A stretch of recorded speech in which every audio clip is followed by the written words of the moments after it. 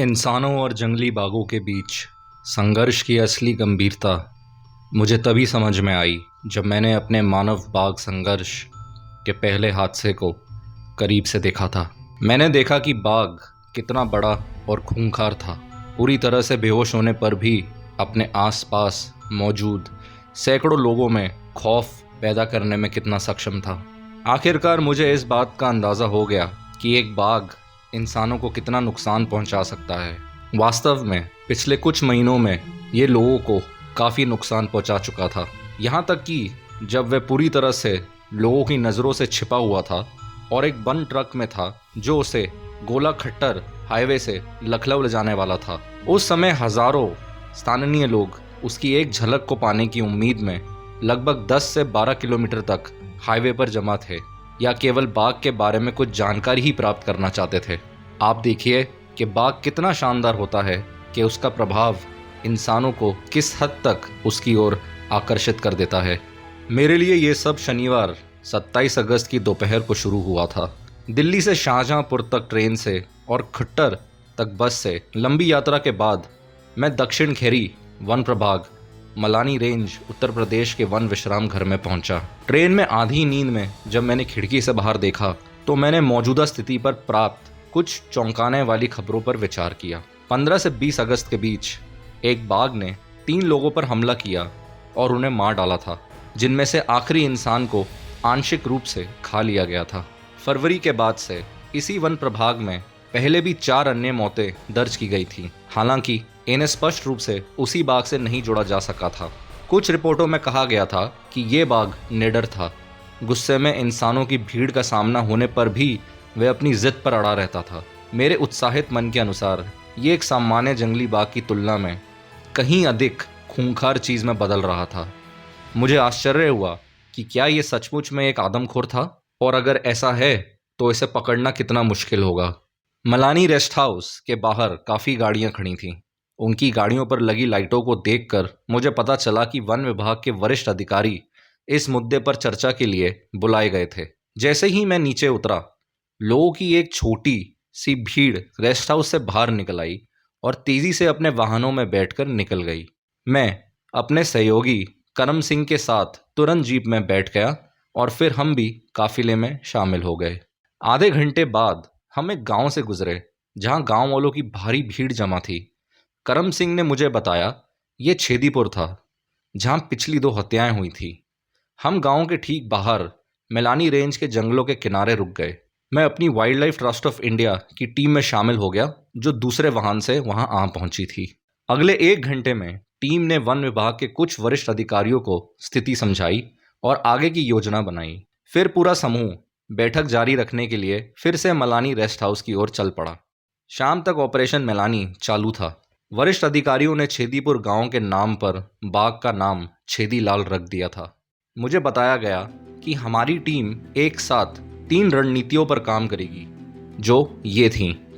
पहली, कि बाघ का पता लगाना और उसकी गतिविधियों की निगरानी करना। दूसरी, स्थानीय ग्रामीणों को शांत करना। और तीसरी, कि ऑपरेशन के लिए समर्थन जुटाना और यदि उचित अवसर मिले तो बाघ को पकड़ लेना। वास्तव में टीम ने पहले ही ग्रामीणों के साथ काम करना शुरू कर दिया था और एक प्राइमरी रिस्पांस टीम PRT का गठन किया था।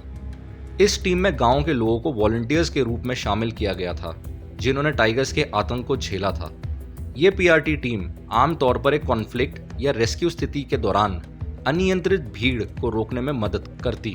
टीम खतरनाक जंगली जानवरों के साथ टकराव से बचने के लिए उठाए जाने वाले प्रिकॉशनरी मेजर्स के बारे में अन्य ग्रामीणों को भी शिक्षित करती थी और संबंधित अधिकारियों के साथ WTI टीम के साथ स्थानीय जानकारी को तुरंत साझा करने में भी मदद करती थी। एडिशनल ट्रेनिंग की मदद से वे पगमार्क, गश्त और प्राथमिक चिकित्सा जैसे संकेतों की पहचान करने में मदद कर पाती थी। अगले दिन सुबह 4 बजे मेरे सहकर्मी डॉक्टर मयूख चैटर्जी, जो WTI के UP big cat conflict mitigation project के हेड हैं, उन्होंने झटके से मेरी नींद तोड़ दी।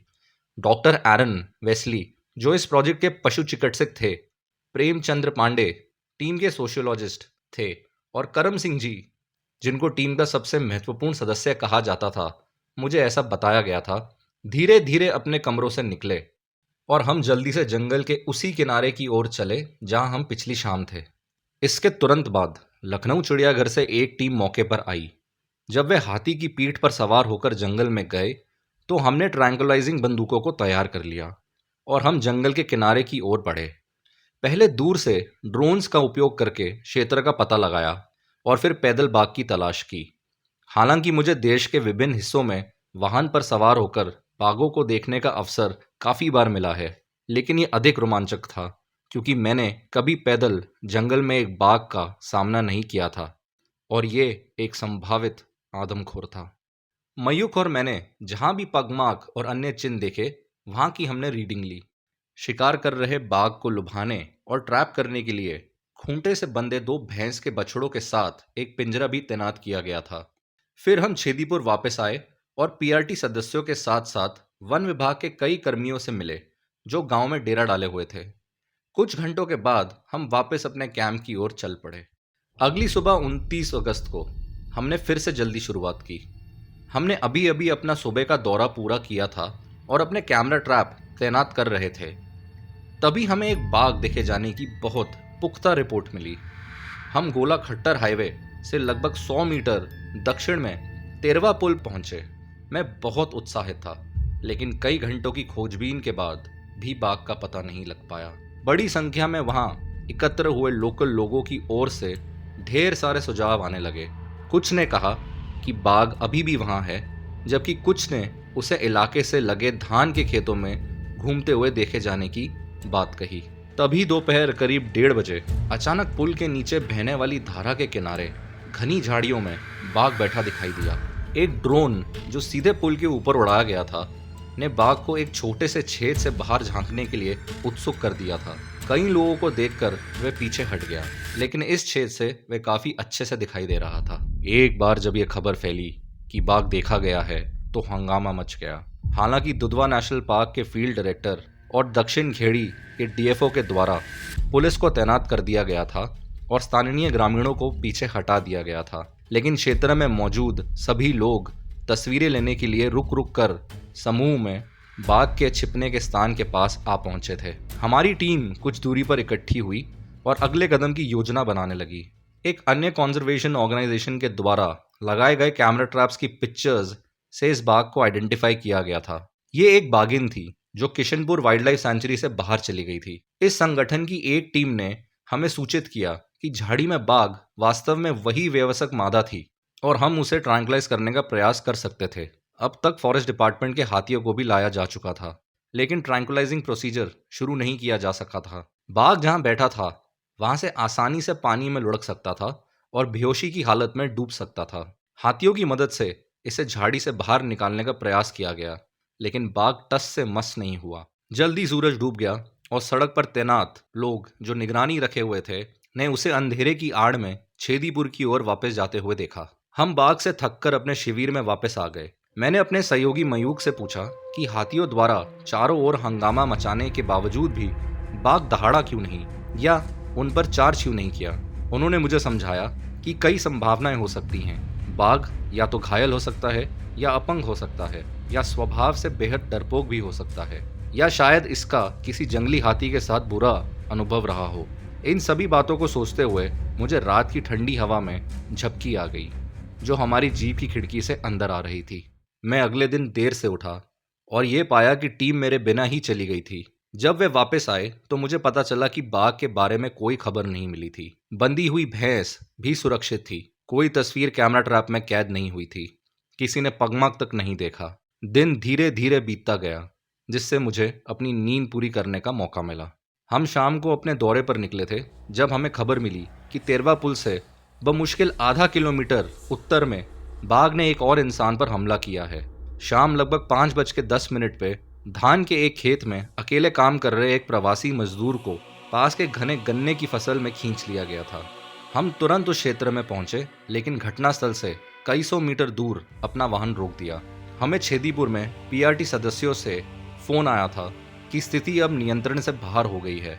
उन्होंने बताया कि जैसे ही हाथियों की मदद से आदमी की लाश बरामद की गई, आसपास के 3 गांवों से भारी भीड़ जमा हो गई और उन्होंने वन विभाग और पुलिस कर्मियों पर हमला करना शुरू कर दिया। कुछ मिनट बाद हमने देखा कि लोगों का एक समूह धीरे धीरे सड़क की ओर बढ़ रहा था। नारेबाजी की अशुभ गड़गड़ाहट मेरे कानों तक पहुंची और जल्द ही वहां एक हिंसक विरोध प्रदर्शन शुरू होने लगा, जिसमें पास में खड़े वाहनों पर पत्थर फेंके जाने लगे। हम वापस मैलानी रेस्ट हाउस पहुंचे और संबंधित अधिकारियों से मुलाकात की। स्थिति बदतर हो गई थी और जल्दी से नई रणनीतियों को बनाना जरूरी था। देर रात तक आधिकारिक पत्र जारी करने, मामले की रिपोर्ट दाखिल करने, जिम्मेदारियों को सौंपने की आपाधापी चलती रही। करीब 250 किलोमीटर दूर लखनऊ में भी इस नई मौत की खबर से हड़कंप मच गया था। छेदी लाल को जल्द ही उच्च अधिकारियों द्वारा एक आदमखोर घोषित कर दिया गया था और शिकारियों को बाघ को खत्म करने की अनुमति जारी कर दी गई थी। दिलचस्प बात यह है कि उसने उस रात के खाने में गौमांस खाने का फैसला किया था और चारे के रूप में बंधे भैंस के एक बच्चे को नीचे खींचकर जंगल में ले गया था। हम सुबह 4 बजे जंगल जाने के लिए उठ ही रहे थे और उस समय बारिश होने लगी और खबर आई कि छेदीपुर में हालत सामान्य नहीं थी। भारी पुलिस की सहायता के बिना हमारा वहां जाना संभव नहीं था, जिससे सभी योजनाएं विफल हो गईं। खबर यह भी आई कि स्थिति को सीधे संभालने के लिए वन विभाग के वरिष्ठ अधिकारियों की एक और टुकड़ी लखनऊ से रवाना हो गई है और पेशेवर शिकारी अगले दिन यहां पहुंच जाएंगे। जैसे ही लखनऊ से यह दल पहुंचा, मुझे उम्मीद थी कि गंभीर रूप से और बैठकें होंगी। आश्चर्य की बात यह है कि यह अब तक की सबसे छोटी बैठकों में से एक रही थी, जिसमें मैंने भी भाग लिया था। बाघ की जान बचाने के आखिरी प्रयास में हमारी टीम ने लखनऊ चिड़ियाघर की टीम को उसे ट्रैंकुलाइज करने के लिए अनुरोध किया। वरिष्ठ अधिकारियों ने लोकल पुलिस बल को इकट्ठा किया और दोपहर 1 बजे हम एक काफिले में नीचे चले गए। मेरे साथियों ने MVS वाहन में अपनी तैयारी शुरू कर दी। डॉक्टर एरोन ने 6 ट्रैंकुलाइजर डार्ट तैयार किए। मयूक ने हम सभी को विस्तृत निर्देश जारी किए और पांडे जी फोन पर यथासंभव अधिक जानकारी एकत्र कर रहे थे। हाथी पे सवार 2 टीम छेदीपुर के पास के जंगलों में गई। एक हाथी पर मयूक और पांडे जी थे, दूसरे पर लखनऊ चिड़ियाघर के डॉक्टर शुक्ला और उनके सहायक थे। जैसे ही वे घने जंगल में गायब हो गए, मैंने ट्रांसपोर्टेशन क्रेट को ट्रैक्टर पर चढ़ाकर साइट पर लाने में व्यस्त हो गया और ऑपरेशन के डॉक्यूमेंटेशन के लिए तस्वीरें और वीडियो ले रहा था। जैसे जैसे मैं इंतजार कर रहा था, मेरे कान और आंखें जंगल की ओर तनावग्रस्त हो गई और मैं गर्मी और उमस से परेशान हो गया था। एकदम से मुझे एक जोर की आवाज़ सुनाई दी। मैंने अपने आप से पूछा, क्या वह दहाड़ थी? क्या बाघ भाग गया था? क्या होगा यदि ये तेजी से हमारी ओर आए? मुझे यकीन है कि हर किसी के मन में यही सवाल चल रहे होंगे, क्योंकि हमारे बीच एकदम सन्नाटा छा गया था। फिर मैंने एक ट्रैंकुलाइजर गन से फायर किए जाने की आवाज़ सुनी और महावतों की चिल्लाने की आवाज़ सुनी। इसके बाद एक और डार्ट फायर किए जाने की आवाज़ सुनाई दी। क्या बाघ पकड़ा गया था? कई मिनट के इंतजार के बाद खबर आई, इसे सफलतापूर्वक ट्रैंकुलाइज कर लिया गया है।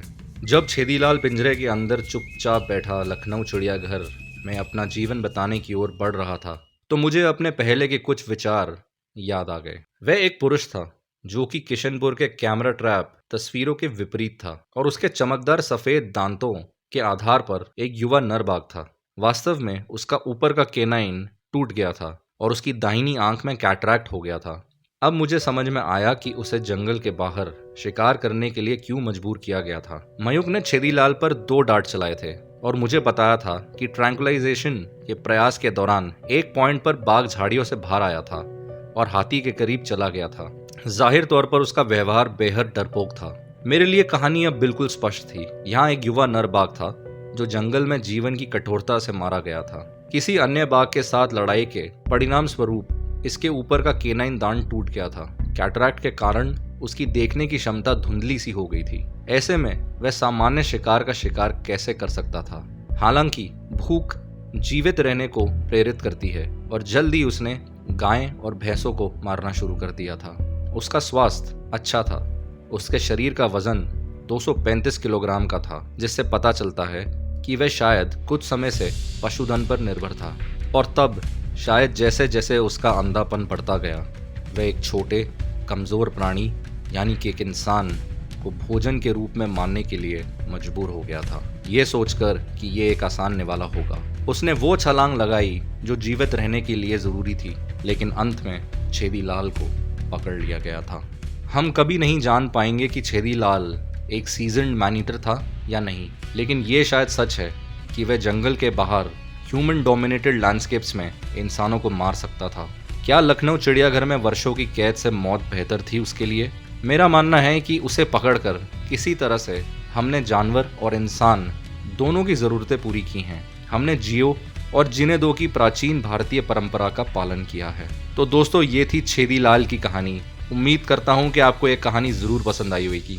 जल्द ही वापस आऊँगा एक और नई कहानी के साथ। तब तक के लिए चलता हूँ दोस्तों।